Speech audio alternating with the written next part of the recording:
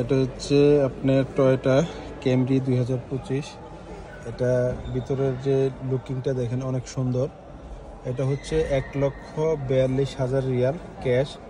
আর এটা হচ্ছে মনিটরটা অনেক বড় করছে, গিয়ার বক্স, আপনার হ্যান্ডশিট ভিতরে যে সম্পূর্ণ লেদারের, আর ডেকোরটা অনেক সুন্দর করছে।